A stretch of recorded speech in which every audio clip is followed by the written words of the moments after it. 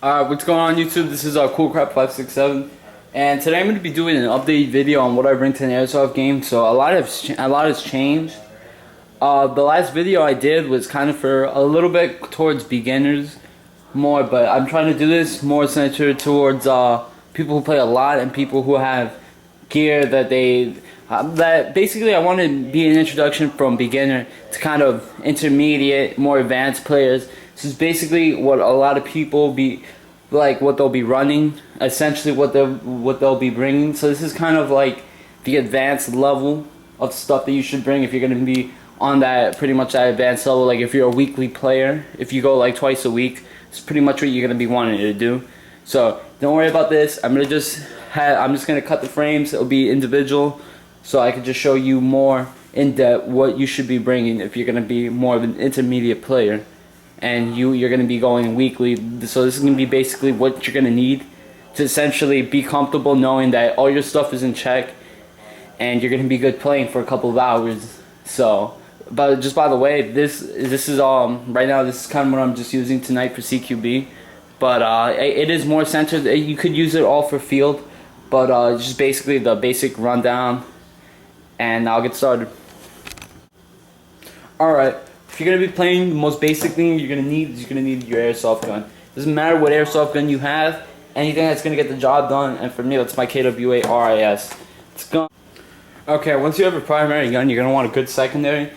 Secondary pistols are pretty good in CQB because if you don't want to be running around or coming up on a corner with your main primary gun like I have, that's kind of big, it's good just to have a pistol so you can just pull it out one hand and you can just go around corners very easy. So a very good addition.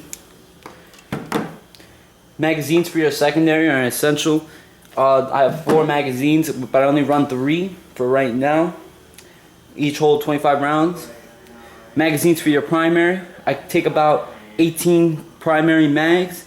The ones with the mag pulls, I use them. I just swap out the mag pulls when I want to use them.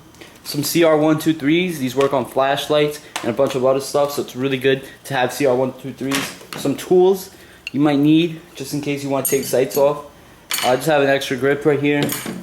Some batteries for your primary. Most guns are going to be using your primary guns are mostly going to be using compressed air if you run a Polar Star, or just batteries if you do run an AEG. Some silicone oil, grease your gun if you haven't done this, but I normally do this before I go. Green gas for your pistol, your secondary, or even your primary. Depends what you choose. I just keep Thunder Bees on me. Each one has a CL2 in them, so they're always prepped up and ready to go. And speed loaders. These are really good if you're going to just want to load up just in case you do run out of all the ammo. So you gotta be good.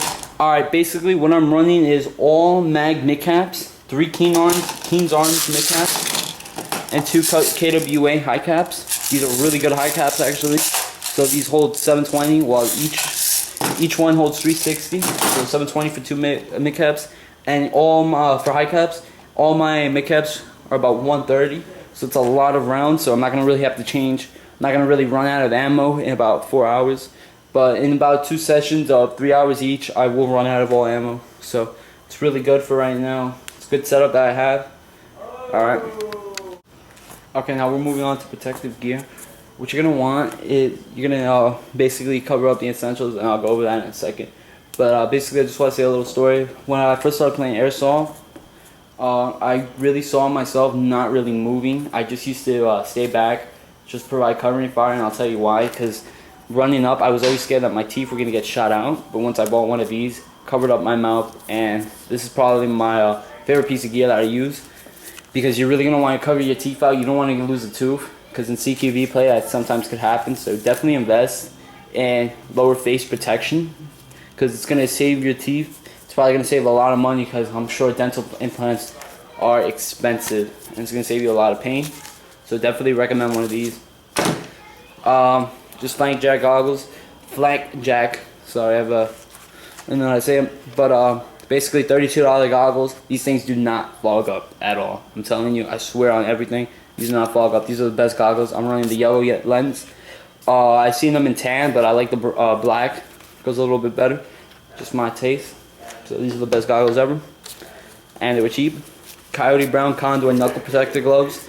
I've seen horrible injuries done to hands that when people don't wear gloves, I've seen people's skin get ripped off, get grazed, and they lose that skin. Knuckles are pretty bad damage, so it's good to get good gloves that are just gonna protect you.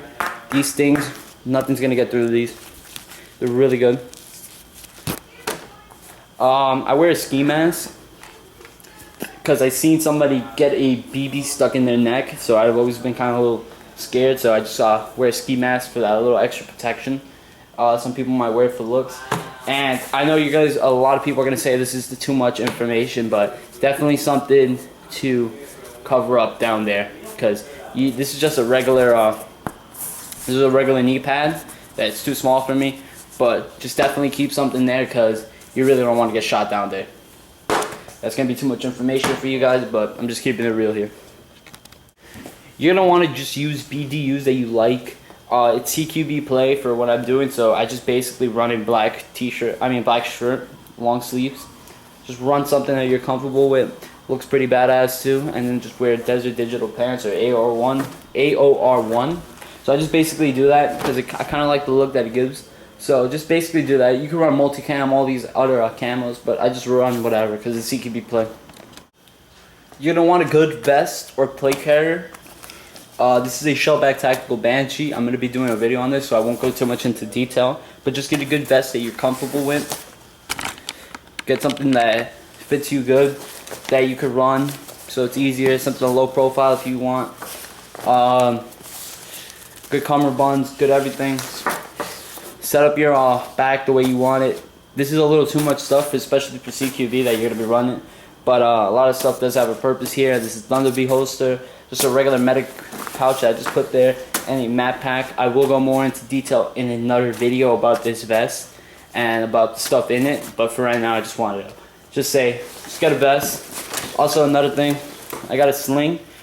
Alright, if you're kind of a beginner player, you're not going to be really too familiar with this, but this is a battle belt. A lot of players that kind of want a little bit more space that their vest can't provide will probably invest in a battle belt. There's a little bit of advantages and disadvantages with a battle belt. So if you're really going to be starting for the first time, you might not be too familiar with this. But this is just a Pantech battle belt. I kind of modified it right here so it fits just good to my pants. I really don't have to make too much adjustments. But I basically will be going over what this is. But again, I kind of want to do a video on this, so I'm not going to be just saying too much. But battle belt is basically something that goes around your waist, and you just put more. It has a little bit of more molly space. So what a lot of people will do, because this is a kind of common setup for a battle belt, fast mags. These are really common that people just run their fast mags, pistol mags, dump pouch, and sometimes a holster on their battle belt. So that's basically what I'm doing with just a regular utility pouch. So I just run that. So it's a fairly common setup. Then this is just a battle belt. So this just gives you a little extra molly space, but it could weigh you down because there's a lot of more weight that you necessarily don't need unless you really want to run the weight. So just that's something to consider. Basically that's it. I've covered everything that you should be bringing once you get more to that intermediate advanced status when playing. If you're like a weekly player that you play a lot and you invest a lot of money in your gear, and if you invest a lot of money in your gear and guns. So basically that's it. Thank you for watching. Leave a comment if you liked the video. Leave a like if you liked it. Dislike it if you really didn't dislike, because all those ratings kind of help me.